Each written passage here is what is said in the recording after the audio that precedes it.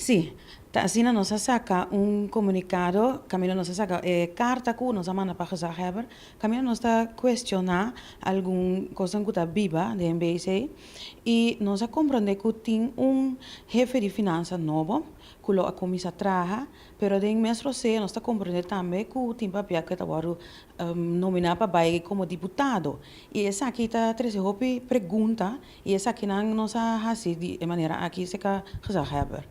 Que pergunta não está, ou que preocupação não está para o deputado aqui? Sim, exatamente. E pergunta tá comisana e sei se tá quadra que tem e jefe novo que dia ela começa a trabalhar e de dos e de sobrar pergunta não também que também sucede ora se tá verdade é tá começa que tá passa ora que o departamento de finança caminha tá muito importante para ter jefe e acaba basta tempo nós está tendo por exemplo o CFT que mestre llena é posição clave de nos aparato governamental e um dinanta jefe de finança.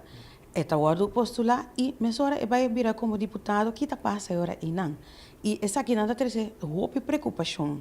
A preocupação de com nós como MPB fez começo sempre a para boa governação.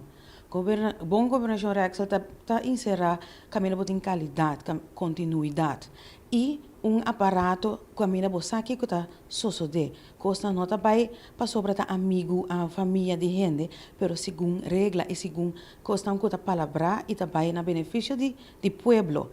E sorte posiciona assim que está muito importante.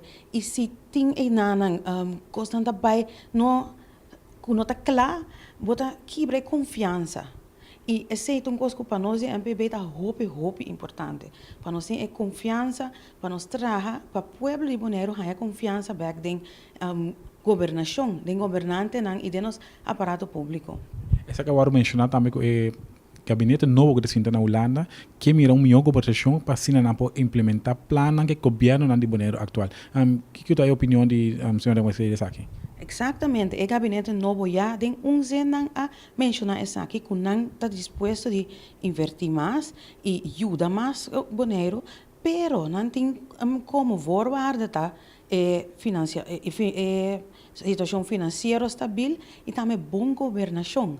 E não essa aqui é gabinete que tem para as três tribos aqui não. E se não mira que está para menos mês não está tomando as finanças na sério, caminha tá runga que jefe de departamento aqui nós não está trazendo confiança cerca não e para nós por mais ajuda e mais financiamento para trazer e dolonan de pueblo caminha mais sem para carretera não direita ture buraco não que dia não que ture neta quebra não auto den trazer parte de pensão tur e dolonan que nós tem tur dia caminha não está willing pero duidelijk mensen trazer estabilidade financeira e também é boa governação.